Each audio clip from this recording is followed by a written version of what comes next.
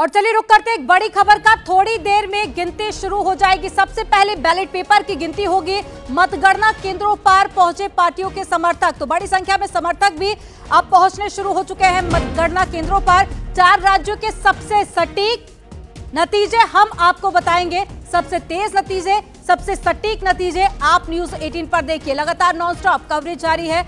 आज कौन से राज्य में किसकी सरकार बनेगी ये देखना काफी ज्यादा दिलचस्प होगा, क्योंकि जो एग्जिट पोल के नतीजे आए थे उसमें हमने देखा कि जो मुकाबला था वो काफी ज्यादा कड़ा था। कांटे की टक्कर कई राज्यों में देखी गई। तो अब किसके सर पे ये ताज सजने वाला है? मध्य प्रदेश में किसकी सरकार रहेगी? क्या मामा का जादू 20 साल बाद भी चलेगा? और साथ ही अगर राजस्थान की हम बात कर ले तो हमने देखा पिछले कई सालों से हर 5 साल में वहां पर सरकार बदल जाती है। तो क्या इस बार भी कुछ ऐसा ही होगा या कांग्रेस दोबारा से सरकार अपनी बना पाएगी, जैसे कि कांग्रेस के लगातार दावे और वादे भी रहे? वहीं अगर छत्तीसगढ़ की बात कर ले तो पिछले 5 सालों में जो भूपेश बघेल का कार्यकाल रहा वो काफी ज्यादा जनता को पसंद आया, लेकिन उसके बाद जो लगातार प्रधानमंत्री नरेंद्र मोदी की रैलियां रही उसका कितना असर होता है? मुख्यमंत्री योगी आदित्यनाथ जो एक लोकप्रिय चेहरा और कई सारी जनसभाएं उन्होंने भी छत्तीसगढ़ में की, उसका कितना असर जनता पर पड़ता है? और साथ ही जो बीजेपी की तरफ से दावा किया गया, वादा किया गया, महतारी योजना का लाभ महिलाओं को बताया गया और उसके फॉर्म भी भरवाए गए, तो उसका कितना असर आज इन नतीजों में देखने को मिलेगा? इसके अलावा अगर हम बात कर ले तेलंगाना की, तो वहां पर किसकी सरकार बनेगी ये आज के नतीजे स्पष्ट कर देंगे। तो सबसे तेज, सबसे सही और सबसे पहले नतीजे न्यूज 18 आपको बताएगा। तो लगातार आप जुड़े रहिए हमारी महा कवरेज के साथ में। और साथ ही अगर समर्थकों की बात कर ले तो सुबह से ही मतगणना केंद्रों पर पहुंचने का जो सिलसिला है वो शुरू हो चुका है। वहीं दूसरी तरफ कई जगह से तैयारियों की तस्वीरें भी सामने आ रही हैं, क्योंकि जो समर्थक है वो तैयारी कर रहे हैं, क्योंकि पार्टी अपनी अपनी जीत का दावा कर रही है। अब जनता किसको पसंद करती है वो आज तय होगा। तो शाम तक नतीजे पूरी तरह से स्पष्ट हो जाएंगे। हालांकि कुछ राज्यों में 10 बजे के बाद ही काफी हद तक तस्वीर साफ होती हुई नजर आती है, लेकिन मध्य प्रदेश एक बड़ा राज्य और साथ ही जनता किसको पसंद करती है, क्योंकि बीजेपी को ना वोट दिया जाए इसके लिए जनता के पास में कोई बड़ा मुद्दा भी नहीं था। लेकिन वहीं दूसरी तरफ कांग्रेस के जो वादे थे उनका कितना असर होता है?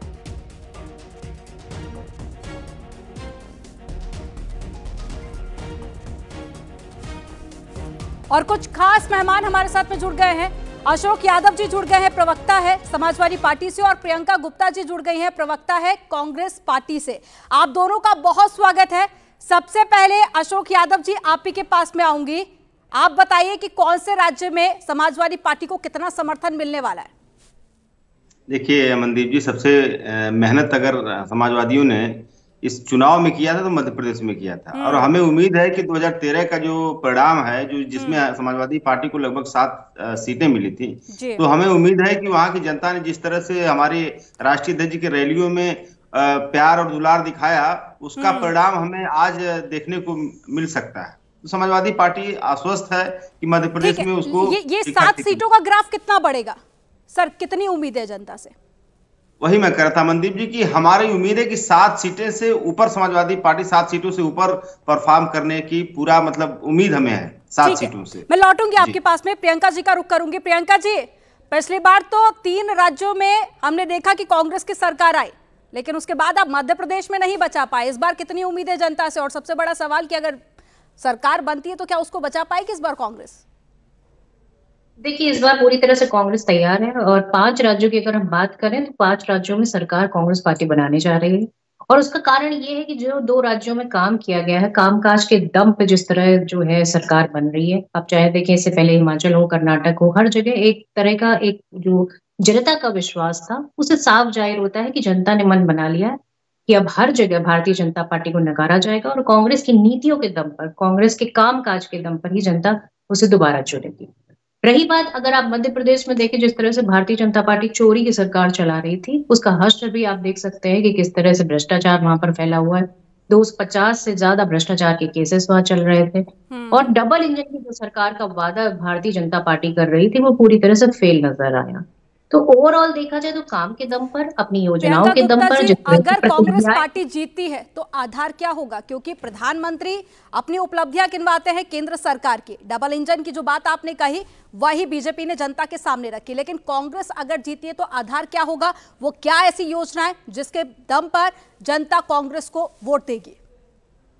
देखिए, सीधी तरह से देखिए, अगर राजस्थान की बात हम करें तो जिस तरह की वहाँ जो मेडिकल योजना है, जिसका 25 लाख इंश्योरेंस मिलता था जनता को, अब 50 लाख बढ़ाकर कर दिया गया है। साथ ही अगर देखें कि स्कूल कॉलेजेस की बात करें तो लगभग 300 से ज्यादा स्कूल कॉलेजेस खुल चुके हैं। अगर सिर्फ राजस्थान की बात करें, दुग्ध उत्पादन में नंबर 1 बन चुका है, और जैसे पर कैपिटा इनकम की बात करें तो राजस्थान नंबर 1 है। जिस तरह से लोकप्रिय चेहरा है राजस्थान में हमारे पास सीएम के तौर पर और कामकाज के तौर पर, तो वो जनता में भी लोकप्रिय है और उसके साथ में एक विश्वास पात्र भी है। ओवरऑल देखा जाए तो मैं समझती हूँ कि राजस्थान में हम सरकार बना रहे हैं और कामकाज के दम पे बना रहे हैं। मध्य प्रदेश की अगर बात की जाए तो भारतीय जनता पार्टी का जो कुशासन था वो पूरी तरह से साफ देखा जा सकता था। जिस तरह से उन्होंने लास्ट में बहुत सारी योजनाएं निकाली, पर जनता को विश्वास कांग्रेस पर इस बार दिखाएगी और जनता कांग्रेस की नीतियों के दम पर कांग्रेस को वहां विजयी बनाएगी। ठीक है। तेलंगाना की अगर बात करें, तेलंगाना में भी है जो हमारी योजनाएं थी, जिसमें चाहे वो गृह लक्ष्मी योजना हो, चाहे वो जो है रोजगार की बात हो, चाहे वो जो बच्चों की पढ़ाई को लेकर फ्री एजुकेशन की बात हो, इंश्योरेंस की बात हो, तो ये सारी चीजें मुझे लग रहा है जनता को अपील कर रही है। और जिस तरह के सर्वे सामने आ रहे हैं, मुझे लगता है कि आज बहुत जल्दी लेकिन तेलंगाना एग्जिट में पोल मोदी की अगर सरकार हम बनेगी। बात कर ले, सर्वे का यहाँ पर आपने जिक्र किया, वहां पर तो कांटे की टक्कर थी, उसमें कई सारे एग्जिट पोल ऐसे रहे जिसमें बीजेपी को बढ़त बताई। मुझे लगता है कि जिस तरह के सर्वे सामने आए, तो कांग्रेस को तेलंगाना हो, चाहे वो मध्य प्रदेश हो, और चाहे वो राजस्थान हो, चाहे वो मिजोरम हो, मिजोरम में जिस तरह से हम फुल फ्लेजेड नहीं आएंगे तो हम किसी के साथ मिलकर सरकार बनाएंगे, और चाहे लेकिन छत्तीसगढ़ हो, आज मुझे लगता 4 है राज्यों के कि अगर नतीजे हम आएंगे, 4 भाजपा, राज्यों में कितने राज्य में कांग्रेस की सरकार बनेगी? देखिए सीधी तौर पे मैं कह रही हूँ कि छत्तीसगढ़ में हम दोबारा आ रहे हैं, राजस्थान में हम दोबारा आ रहे हैं, और मध्य प्रदेश में हम जिस तरह से जो है एक चोरी की सरकार चल रही थी, वहां फिर से कांग्रेस को वोट देकर जनता विजयी बनाएगी, और तेलंगाना में भी हमारी यानी सरकार कि बनी, चार मिजोरम में के वहां फिर 4 से राज्यों में सरकार आप बनी। कह रही हैं कि कांग्रेस की सरकार बनेगी। और थोड़ी देर में देखिए बहुत तस्वीर जल्दी साफ हो जाएगी। मुझे लगता है कि मनराज ये गुज्जर जी भी, बिल मैं लौटूंगी आपके पास पे प्रियंका जी। मनराज गुज्जर जी भी हमारे साथ में जुड़ गए हैं, राजनीतिक विश्लेषक है। सर, बहुत स्वागत है आपका न्यूज 18 पर। अब देखिए, तमाम राजनीतिक पार्टियों के प्रवक्ता हमारे साथ में जुड़े हुए हैं जो कि अपनी अपनी पार्टी की जीत का दावा कर रहे हैं। अब आप बताइए, राजनीतिक पंडित आकर क्या कहते हैं? वो 5 राज्य में, फिलहाल आज तो 4 ही राज्यों में नतीजे आएंगे, कहां पर किसकी सरकार बनने वाली है?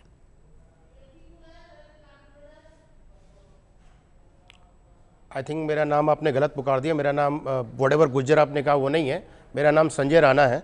देखिए, जहाँ तक चर्चा हो रही थी कि 5 राज्यों के चुनावों की, वो चुनाव का अगर चुनाव दर चुनाव देखा जाए या पिछले चुनाव से तुलना की जाए, तो देखिए राजस्थान, मध्य प्रदेश और छत्तीसगढ़ में एक तरह से दो राज्यों में एकदम तगड़े से टक्कर है, 2 पार्टियों के बीच में, चाहे वो कांग्रेस हो चाहे भारतीय जनता पार्टी। लेकिन बहुत बड़ा सोचनीय प्रश्न उठता है कांग्रेस पार्टी के ऊपर। देखिए, कहीं ना कहीं मध्य प्रदेश में पिछले 18 साल से एक पार्टी का शासन चल रहा है, और उसको हटाने के लिए अगर कोई नैरेटिव सेट नहीं कर पाती है, और आज भी बोला जाए कि नेक टू नेक फाइट है या कहीं पे भारतीय जनता पार्टी एज लेती है, तो बहुत बड़ा प्रश्न चिन्ह कांग्रेस पार्टी के स्ट्रेटजी और प्लानिंग पे उठ जाता है। क्योंकि देखिए, किसी को भी एंटी इनकम्बेंसी 20 साल 18 साल का समय बहुत बड़ा समय हो जाता है, और आपकी कहीं ना कहीं जो योजनाएं हैं, आपकी जो कार्य करने की शैली है या जनता को प्रभावित करने की शैली में कहीं ना कहीं कमी रह गई, तब इस तरह की चर्चा हो रही है। अब मैं आता हूं राजस्थान पे। देखिए, राजस्थान का पिछला 5 साल का चुनाव, 5 साल का कार्यकाल अगर कांग्रेस का देखे तो पिछले 6 महीने में काफी अच्छी योजनाएं उन्होंने लागू की है। लेकिन वो योजनाएं आज लागू की गई, अगर वो 5 साल पहले लागू की जाती तो उससे जनता का लाभ हो सकता था, लेकिन वो नहीं हुई। देखिए, 2 मुद्दे पे राजस्थान में चुनाव हो रहा है। एक तो जातिगत समीकरण होता ही है, अगर हम देश की बात करें तो कहीं ना कहीं जातिगत समीकरण का कुछ ना कुछ फर्क पड़ता है। लेकिन इस बार जो राजस्थान के चुनाव हो रहे हैं, न्याय व्यवस्था पे चुनाव हो रहे हैं और बेरोजगारी पे चुनाव हो रहे हैं। क्योंकि सबसे अगर बेरोजगारी की चर्चा की जाए तो 27% बेरोजगारी वहां पे है, और अभी तक कोई भी रोजगार का कोई सृजन नहीं हुआ है। 8 लाख सरकारी नौकरियां हैं टोटल राजस्थान सरकार में, लेकिन उन्होंने कोई ऐसी नौकरी नहीं दी है। तो कहीं ना कहीं प्रश्न चिन्ह उठता है, और उस पर कहीं ना कहीं, और दूसरा वुमेन सिक्योरिटी को लेकर के बहुत बड़ा प्रश्न है। देखिए, भारत में जो महिला वोटर हैं पहले जागरूक हो चुकी है। देखिए, 20 साल पहले चुनाव कैसे होते थे उस पर हम नहीं जाते, लेकिन आज का जो चुनाव होता है उसमें बढ़ चढ़ के महिलाएं हिस्सा लेती हैं, और महिला अगर हिस्सा लेती हैं तो कौन सी पार्टी उनको प्रभावित करती है, बहुत बड़ा मुद्दा। उसके अगर एनालिटिक्स को देखेंगे पिछले 4-5 चुनावों का, तो उसमें कहीं ना कहीं दिखता है भारतीय जनता पार्टी की तरफ कहीं ना कहीं उसका रुझान है या झुकाव है। क्योंकि जो प्रधानमंत्री का एक बड़ा चेहरा, देखिए मैं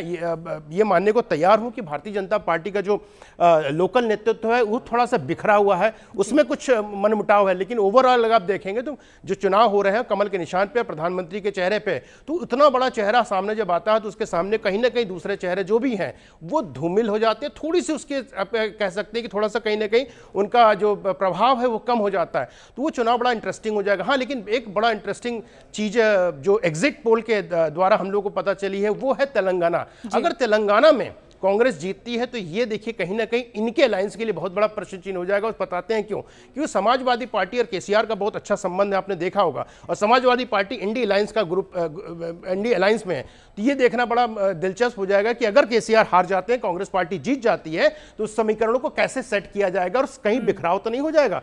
दूसरा ये होता है अगर तेलंगाना में सरकार कांग्रेस बनाती है सरकार, तो कहीं ना कहीं उनके पास पावर जो होती है, पावर शिफ्टिंग हो जाती है, आर्म ट्विस्टिंग कर सकते हैं, और वो आर्म ट्विस्टिंग उनको जो विपक्षी जितनी पार्टियां हैं, रीजनल पार्टियां, कि उनको मंजूर होगा क्या, वो नेतृत्व को मंजूर कर पाएंगे? तो बहुत सारे प्रश्न चिन्ह खड़े होते हैं। लेकिन बड़ा इंटरेस्टिंग होगा ये चुनाव 5 राज्यों का। देखिए मैं मिजोरम की इसलिए चर्चा नहीं कर रहा हूं कि मिजोरम का चुनाव या नॉर्थ ईस्ट का चुनाव अगर सिर्फ असम को माइनस कर दीजिए तो हमेशा याद रखिए कि जहां पे सेंटर की सरकार होती है उसके तरफ रुझान होता है, किसी ना किसी तरह वो सेंटर की तरफ अट्रैक्ट होकर बन जाते हैं। तो चाहे आप जब से आजादी मिली है या जब से राज्य बने हैं, आप उठा के देख लीजिए, कभी जब तक कांग्रेस की सरकार रही, कांग्रेस के पक्ष में रहे, अब बीजेपी की सरकार, तो कहीं ना कहीं बीजेपी का उसमें हाथ रहता है। इसलिए मैं मिजोरम पे ज्यादा चर्चा नहीं करता हूं। छत्तीसगढ़ में ऐसा लग रहा था कि कहीं ना कहीं जो कैट वॉक होगा, देखिए कैट वॉक इसलिए बार बार बोलता हूं, कांग्रेस के लिए कैट वॉक था, बहुत भारतीय जनता पार्टी ने बहुत वहां पे एग्रेसिव काम नहीं किया, लेकिन लास्ट 6-7 मंथ्स में आपने देखे वो जो काम हुए हैं, प्रधानमंत्री का जो दौरा हुआ है, नेताओं का जो नेतृत्व वहां पे दिखाया गया, जो हमारे भारतीय जनता पार्टी के कार्यकर्ता थे उनमें जोश आया है। एक टू नेक फाइट वहां पे हो गई है। जो लग रहा था कांग्रेस एक तरफा जीत जाएगी, तो वहां पे भी एक समीकरण बदल गए हैं। तो ओवरऑल चुनाव बड़ा इंटरेस्टिंग है। और इससे एक चीज मैं बता सकता हूं कि इससे कहीं भारतीय जनता पार्टी को उतना असर नहीं होगा, लेकिन हाँ, अगर कांग्रेस पार्टी हारती है तो उसको मनोबल में जरूर गिरावट आएगी, अगर जीतती है तो उसके पास मनोबल के साथ साथ आर्म ट्विस्टिंग की पावर मिल जाएगी। तो समीकरण देखिए, राजनीतिक समीकरण है, अपने आप बदलते हैं और कभी कभी किसी के पक्ष में आते हैं, कभी कभी किसी के विरुद्ध में जाते हैं। लेकिन सर अगर ओवरऑल देखा जाए तो आज जो रिजल्ट आने हैं वो काफी ज्यादा दिलचस्प रहने वाले हैं। सबसे पहले हम आपको नतीजे बताएंगे, अब बने रहिएगा। लेकिन एक बार फिर से प्रियंका जी के पास में मैं जाती हूँ। प्रियंका जी, अगर मध्य प्रदेश की बात कर ली जाए तो काफी बड़ा स्टेट है। हमने पिछली बार देखा कि जो निर्दलीय उम्मीदवार थे जो जीते, उनकी वैल्यू बहुत ज्यादा हो गई जब बहुमत किसी को नहीं मिला। तो इस बार भी देखिए कहीं एग्जिट पोल ऐसे सामने आए जहां पर देखा कि कांटे की टक्कर रहेगी, हो सकता है कि बहुमत दोनों में से किसी पार्टी को ना मिले। तो क्या निर्दलीय जो वहां से उम्मीदवार खड़े हुए हैं वो आपके साथ में आएंगे? क्योंकि इंडी गठबंधन में तो आप सारी पार्टियों को साथ में ले आए थे। देखिए, बिल्कुल सही बात कह रही है कि जिस तरह से अगर पक्ष में जो है अगर देखा जाए तो मुझे लगता है कि वैसे तो हम बहुमत के साथ सरकार बना रहे हैं मध्य प्रदेश में, पर अगर ऐसा लगता है तो उसके लिए भी हम तैयार, पूरी तैयारी से हम इस बार मैदान में हैं और किसी तरह के कोई भी लूपहोल काम नहीं करेगा। क्योंकि भारतीय जनता पार्टी जिस तरह से पहले चोरी की सरकार चला रही थी, उससे काफी कुछ सीखने का मौका भी मिला है और मुझे लगता है पूरी तरह से आश्वस्त भी। परंतु अगर असली मुद्दे देखे जाए तो मुझे लग रहा है कि इस चुनाव में जो मेन मुद्दे थे वो ओपीएस का मुद्दा था, जातीय जनगणना का मुद्दा था, ये सारे मुद्दे थे, 500 रुपए सिलेंडर का मुद्दा था। क्योंकि भारतीय जनता पार्टी की जहां जहां सरकारें हैं आज भी वो 500 रुपए का सिलेंडर देने में असमर्थ है। तो इससे साफ जाहिर होता है कि उनकी मंशा क्या है। उनकी मंशा जनता को बेनिफिट डायरेक्ट देने की नहीं है। अगर हम ओपीएस की बात करें, ओल्ड पेंशन स्कीम की बात करें, तो पूरा तरह से एक जो सरकारी कर्मचारी होता है उसके खिलाफ, उसके मन में जिस तरह का सरकार के प्रति एक गुस्सा है वो भी देखने को मिलेगा। तो ये कुछ खास मुद्दे हैं और जातिगत जनगणना के नाम पर जिस तरह से भारतीय जनता पार्टी अपना मुंह सिले हुए है, उससे भी साफ जाहिर होता है कि भारतीय जनता पार्टी के कहीं जो मेन मुद्दे है वहां उस पर जो कांग्रेस पार्टी है वो पूरी तरह से हावी है। और मैंने जैसा कि कहा कि जो सरकार बनने की बात है तो इस बार भी पूरी तरह से तैयार है, किसी तरह के कोई भी लापरवाही नहीं देखने को मिलेगी। मध्य प्रदेश के बाद में मैं छत्तीसगढ़ पे आती हूँ। छत्तीसगढ़ में देखा हमने भूपेश बघेल को काफी ज्यादा जनता ने पसंद किया, लेकिन उसके बाद में एक योजना जो कि बीजेपी की तरफ से जनता तक पहुंचाई गई कि महतारी योजना का लाभ दिया जाएगा अगर बीजेपी की सरकार बनती, बाद में उसके फॉर्म भी भरवा लिए गए। तो आपको नहीं लगता कि ये कांग्रेस का एक फेलियर है कि 5 साल के जो कार्यकाल थे उसके बाद में महिलाएं इतना ज्यादा बढ़ चढ़कर वोट दे देती हैं कि कहीं ना कहीं एग्जिट पोल में ये देखने लगता है कि अब तो जो मुकाबला है वो काफी ज्यादा बढ़ गया है। देखिए मुकाबला जिससे है कि जनता के बीच रहकर हमने जो काम किया है, चाहे वो एमएसपी हो धान की, चाहे वो गोबर खरीदने का काम हो, हर तरह से जो एक लोकप्रिय चेहरे की बात की जाए तो मुझे लगता है छत्तीसगढ़ में हम पूरी तरह से सिक्योर हैं। और जो काम काज है उसके बल पे ही जनता हमें वोट देगी, चाहे वो महिलाओं को जो है बेनिफिट देने की बात हो। हर तरह से कांग्रेस पार्टी पूरी तरीके से जनता के साथ लगी हुई थी। कि आप बता दीजिए कोई ऐसा प्रदेश हो जहाँ पे गोबर की खरीद की जाती है, कोई नहीं मिलेगा आपको। गाँव गाय पे राजनीति करेंगे, उसके जो है धर्म पे राजनीति करेंगे, पर क्या गोबर खरीदते हैं? आप पूछिए, आवारा पशुओं की समस्या आज भी स्टिल जहां जहां भारतीय जनता पार्टी की सरकार है वहां बनी हुई। तो मैं समझती हूँ कि जिस तरह की चीजें कांग्रेस पार्टी लेकर आई है, जिसमें जनता के डायरेक्ट गांव गरीब को जो बेनिफिट मिल रहा है, उससे पूरी तरह से आश्वस्त है। महिलाओं की अगर बात करें तो महिलाओं के लिए भी काफी अच्छे काम किए गए हैं, और जो घोषणाएं हैं उसमें महिलाओं के लिए काफी कुछ है। चाहे वो सिलेंडर के प्राइस की बात हो, चाहे महिलाओं को जो है रोजगार की बात हो, इन सारी चीजों में महिलाओं को एक रकम देने की बात हो, ये सारी चीजें महिलाओं के लिए स्पेशली की जा रही है ताकि वो आर्थिक रूप से मजबूत हो सके। जिस तरह से भारतीय जनता पार्टी महिलाओं को सिर्फ एक लॉलीपॉप दिखाया कि वो एक आरक्षण की सुविधा देंगे, पर अभी तक उसको कानून बनाकर लागू नहीं कर पाए हैं। तो ये सारे सवाल हैं जो आज महिलाओं के अंदर है, और महिलाएं ये पूछ रही हैं कि उनके अधिकार कहाँ है भारतीय जनता पार्टी पिक्चर के क्लियर हो सरकार जाएगी। अशोक यादव जी, कांग्रेस पार्टी को पूरा भरोसा है कि समाजवादी पार्टी से इतर अगर उसने अकेले दम पर चुनाव लड़ा है तो इस बार कांग्रेस पार्टी की जीत होने वाली है। क्या अब भी आप इस बात पर कायम है कि अगर आप इंडी गठबंधन का हिस्सा होते, कांग्रेस पार्टी आपको पूरी वेटेज देती तो तस्वीर थोड़ी अलग होती? कांग्रेस पार्टी ने मध्य प्रदेश में हमको साथ नहीं लिया, लेकिन हमारे मुद्दों को साथ लिया। हमारा जो मुद्दा था जातीय जनगणना का, हमारा जो मुद्दा था सामाजिक न्याय आंदोलन का, उन मुद्दों के सहारे कांग्रेस पार्टी मध्य प्रदेश या अन्य राज्यों में चुनाव लड़ी है। खैर कोई बात नहीं, हमारा अगर उनसे टाई अप नहीं हो पाया तो ये कोई बड़ी बात नहीं। समाजवादियों ने तो हमेशा गठबंधन धर्म का पालन बहुत बढ़ चढ़ के किया। आपने देखा होगा कैसे बसपा को हमने 0 से 10 पे पहुंचाया, कैसे हमने कांग्रेस पार्टी को, जबकि जनाधार कम था उत्तर प्रदेश में, हमने कांग्रेस पार्टी को भी साथ लिया विधानसभा चुनाव में। लेकिन कोई बात नहीं, लेकिन हमारी तरफ से देखिए इंडिया गठबंधन को कहीं से कोई दिक्कत नहीं होने जा रही समाजवादी पार्टी की तरफ से, क्योंकि हमारा जो मानना है कि केंद्र में जो सरकार है उस सरकार को हटाने के लिए समाजवादी पार्टी अपनी तरफ से फिर से, जैसे उसने गठबंधन धर्म का पालन पूर्ववत किया, उसी तरह से गठबंधन धर्म का पालन करेगी अपनी तरफ से, और इंडिया गठबंधन को एम्पावर करने का काम करेगी। क्योंकि जिस तरह की समस्या इस केंद्र में है, जिस तरह की दुर्व्यवस्था फैली हुई, आप देख रहे होंगे कि महंगाई बेरोजगारी से जनता त्रस्त है, जिस तरह से पूरे देश में एक विदेशी कर्ज का अंबार लगा हुआ है, एक साथ लेकर जाने में नाकाम हो गए। मैं छोटा सा रिएक्शन